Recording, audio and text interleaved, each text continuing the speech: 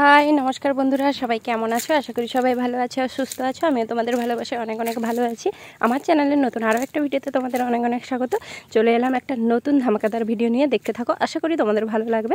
দেখো, তোমাদের দাদাভাই রবিবার হাট থেকে ঘুগনি আর চপ নিয়ে এসছে, দিয়ে নিজে বেড়েই খেয়ে নিচ্ছে, কারণ আমি এখনও স্নান করিনি, তাই আর খেতে দিতে পারলাম না। তো নিজেই বেড়ে খেয়ে নিচ্ছে। আর এখানে এই যে চিংড়ি মাছ নিয়ে এসছে, কারণ আমাদের তো রবিবার হাট মানেই চিংড়ি মাছ নিয়ে আসে তোমাদের দাদাভাই। আর এখানে বড় বড় পুঁটি মাছ নিয়ে আসছে, কারণ এক জায়গায় যাওয়ার কথা আছে, যদি যাওয়া হয় তো সেই কারণে নিয়ে এসছে। আর একটা বড় পাকাল মাছ নিয়ে এসছে, দেখো, দেখতে পেয়েছো? শাশুড়ি মা অলরেডি কাটতে বসে গেছে, কারণ আমি স্নান করতে যাব, অনেকটাই বেলা হয়ে গেছে, সেই কারণে মা কাটছে। আর আমি চলো স্নানটা করে নিই ঝটপট ঝটপট করে।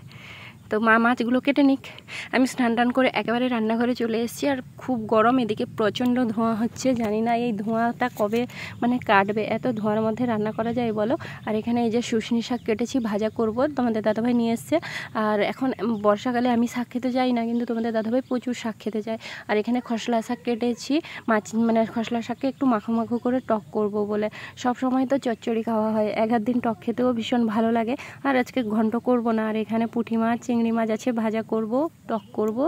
আর এই যে মাছের তেলটা, এটা পুঁটি মাছের তেল। পুঁটি মাছের তেল খেতে আমার ভীষণ ভালো লাগে, একটু তিতলি লাগে কিন্তু খেতে ভালো লাগে। তো চলো শাকটা প্রথমে ভেজে নিই। শুশনি শাকটা আমি তো প্রথমে ভাপ তুলে নিই, তোমরা কে কীরকম ভাজো আমি জানি না। আমি প্রথমে একটু নুন আর হলুদ দিয়ে একটু ভাপ তুলে নিয়ে সেদ্ধ করে নিয়ে নামিয়ে তারপরে এইরকম পেঁয়াজ ফোড়ন দিয়ে ভেজে নিয়ে শাকটাকে তুলে দিলাম, দিলে খেতে বেশ টেস্টি হয়। কিন্তু একসঙ্গে তুললে আমার এতটা খেতে ভালো লাগে না। অনেকে আবার এগেথে পেঁয়াজ দিয়ে একদম কাঁচা শাকটাকেই তুলে দেয়, যে যেমন খেতে ভালোবাসে তেমন করে। তো আমার শুশনি শাকটা ভাজা হয়ে গেছে, এবারে খসলা শাকের টক করব। তো তার জন্য আমি প্রথমে তেল ফোড়ন দিয়ে শাকটাকে তুলে দিয়েছি, একটু ভাজা ভাজা হয়ে এসছে। এবারে হলুদ দিয়ে দেবো, কারণ হলুদ না দিলে টকটা সাদা সাদা লাগবে আর দেখতে বাজে লাগে। আমি তো সাদা লাগলে সেই তরকারি খেতে ইচ্ছা হয় না।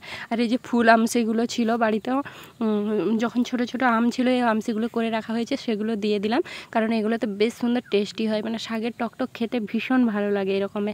তারপরে চলো এই যে সর্ষে বাটা দিয়ে ভালো করে জল দিয়ে মাখো মাখো করে একটু ফুটিয়ে নিয়েছি।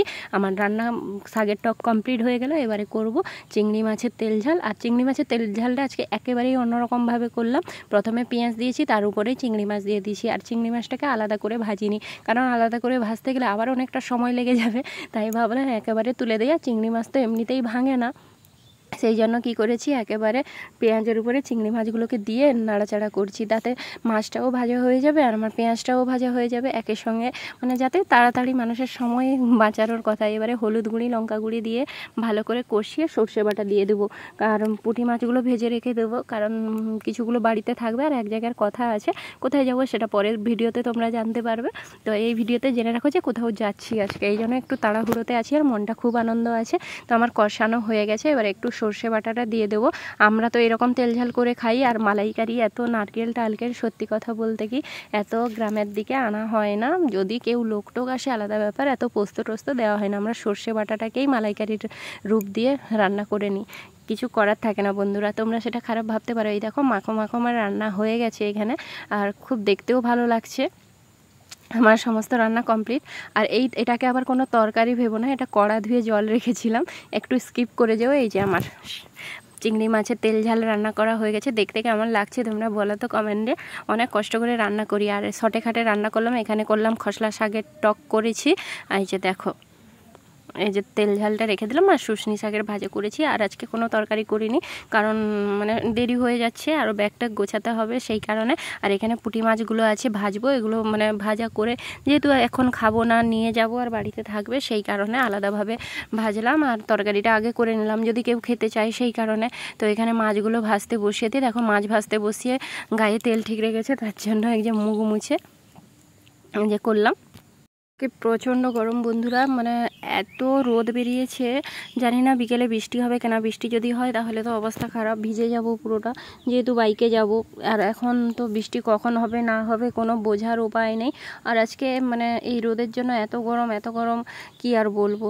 কিন্তু এদিকে শরীরটাও ভীষণ খারাপ, তাই একটু রেস্ট নেব, তাই ভাবছি দুদিন ঘুরে আসি। ওই জন্য মানে হঠাৎ করেই প্ল্যান করে যাওয়া। তো আমার মাছের এক পিঠটা ভাজা হয়ে গেছে, দেখো আরেক পিঠটা ভাজছি ভালো করে। আর মাছগুলো একবারে মুচমুচে করেই ভাজবো, তার কারণ হচ্ছে কি বলো তো, নিয়ে যাব আজকে হয়তো খাবে না, কালকে খাবে, সেই কারণে। তো এখানে আমার মাছ ভাজাও হয়ে গেছে, এখানে শুশনি শাকের ভাজা আছে দেখেছো। এবারে এই যে পাকাল মাছটা ভাজছি, তোমাদের দাদাভাই নিয়ে এসেছিলো 2 পিস, এই ঝোল করেছি ওটাই ফেলে দেবো, 1 পিস নিয়ে যাব আর 1 পিস মা খাবে। আমি তো পাকাল মাছ খাই না, তোমরা কে কে আমার মতো আছো পাকাল মাছ খাও না আমাকে কিন্তু কমেন্টে অবশ্যই জানিও। আজকের ভিডিওটা এই পর্যন্ত থাকলো, ভিডিওটা কেমন হলো তোমরা অবশ্যই কমেন্টের মাধ্যমে জানিও। যদি ভালো লেগে থাকে একটু লাইক কমেন্ট শেয়ার করে দিও। দেখাবে অন্য কোনো নতুন ভিডিওতে আবার নতুনভাবে, আর পরের ভিডিওটা আশা করি আরও নতুনভাবে তোমাদের ভালো লাগবে। তো টাটা, চলো আজকের মতো।